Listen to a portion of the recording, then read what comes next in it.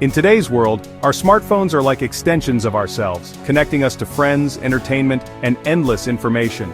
But for teenagers in Ukraine, these devices have become a new front line in a hidden war. Russian operatives are targeting young Ukrainians not with weapons, but with deceptive messages and tempting offers. The threat is insidious, hiding behind social media and gaming apps, turning everyday tools into weapons. It often starts with a friendly message from a stranger or an ad promising easy money for simple tasks. These contacts are designed to disarm, building trust before revealing their true intentions. Operatives exploit the psychology of teens, the need for validation, excitement, or cash, making their approach dangerously effective. Recruitment schemes are disguised as online challenges or part-time jobs, blurring the line between games and real-world crimes. The phone, once a symbol of freedom, becomes a conduit for manipulation and danger. The war is no longer distant, it's in the most personal spaces of young people's lives. Every notification or message could be a vector for attack, not just on infrastructure, but on the future of the country. This is the story of a hidden war, fought one teenager, one click, and one message at a time. Since the invasion began, Ukraine's war has evolved beyond the trenches into the digital realm.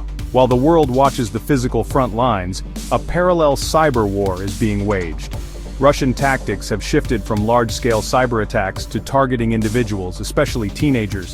With stronger cyber defenses, operatives now exploit human vulnerabilities instead of just technical ones. Teens are prime targets, active online, less cynical and susceptible to peer pressure or quick cash. Apps like Telegram, TikTok, and Discord have become hunting grounds for recruiters. Small acts, arson, graffiti, false threats, create chaos and strain resources, multiplying the impact. Turning teens against their own country is psychological warfare, fueling propaganda and instability. The fight for Ukraine's sovereignty now takes place in private messages and social media feeds, not just on the battlefield. Recruitment often starts with a casual, seemingly harmless interaction. Operatives use fake profiles to blend into online spaces, joining meme channels, gaming servers, or TikTok comment threads. They initiate friendly conversations, building rapport by sharing interests or offering support. Encrypted apps like Telegram give a false sense of security. The recruiter gradually steers the chat toward money or excitement, testing the teen's interest. If the teen bites, they're offered a simple, low-risk task, like photographing a building or reporting on a checkpoint. These acts are framed as games or pranks, with small payments that seem significant to a young person. Completing a minor task gives the operative leverage and makes the teen more likely to comply with bigger requests. This is classic grooming. Each step draws the teen deeper, making it harder to back out. What starts as a harmless favor quickly escalates into dangerous territory. The trap is set, and escape becomes increasingly difficult. The main lure is money, quick, easy, and tempting in a war-torn economy. Small tasks earn a few dollars, bigger risks bring bigger rewards, sometimes life-changing sums for a teen. Payments are made through cryptocurrency or untraceable apps, reinforcing the illusion of a professional deal. Tasks escalate from vandalism to sabotage and espionage, sometimes even planting explosives. Beyond cash, recruiters appeal to a sense of adventure, framing missions as exciting or rebellious. Teens are made to feel like secret agents, their judgment clouded by the thrill and the promise of reward. The combination of money and manufactured purpose is a powerful, dangerous hook. The consequences for teens caught in this trap are devastating. Ukrainian law treats offenders as adults from age 14. Charges can range from vandalism to terrorism, with long prison sentences. Once caught, the recruiter vanishes, leaving the teen alone to face the law. Operatives see recruits as disposable. The same tactics are used again and again. Teens are left with incriminating evidence and no way out. The physical risks are just as real. Handling fire or explosives can lead to injury or death.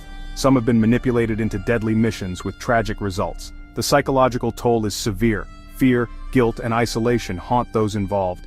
Even if not caught, the stress and trauma can last a lifetime. The promise of easy money quickly turns into a nightmare of legal, physical, and emotional consequences. The price is far too high for any young person to pay. Ukraine's security services have launched a nationwide campaign, taking the fight to high schools.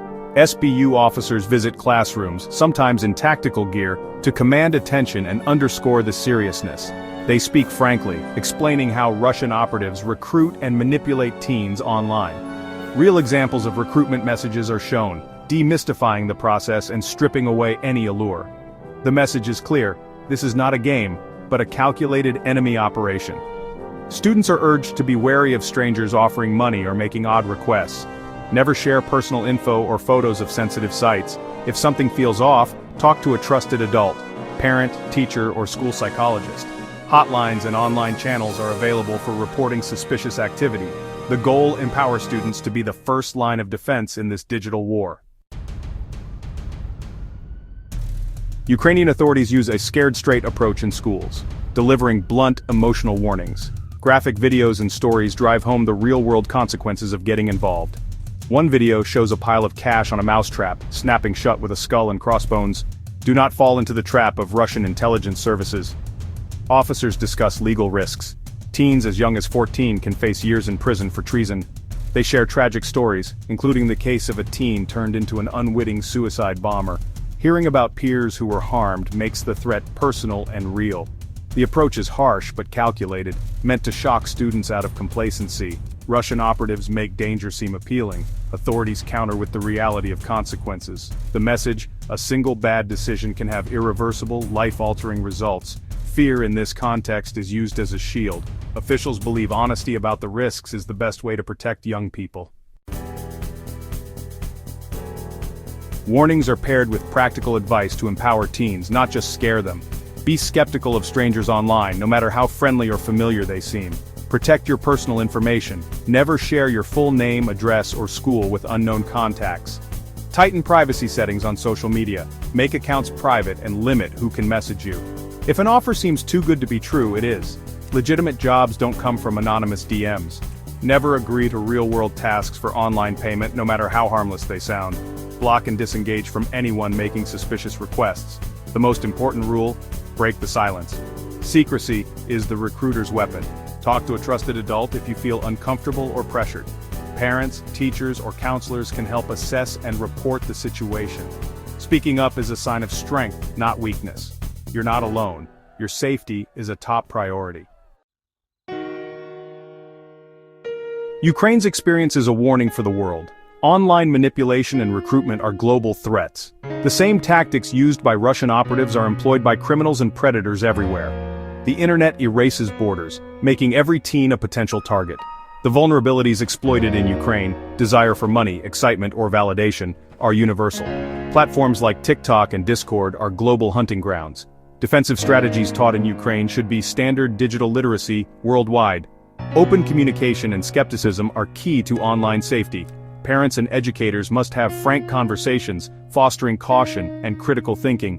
Protecting young people online is a shared responsibility. Families, schools, and tech companies all play a role. By talking openly and equipping youth with knowledge, we can keep the digital world a place of opportunity, not danger.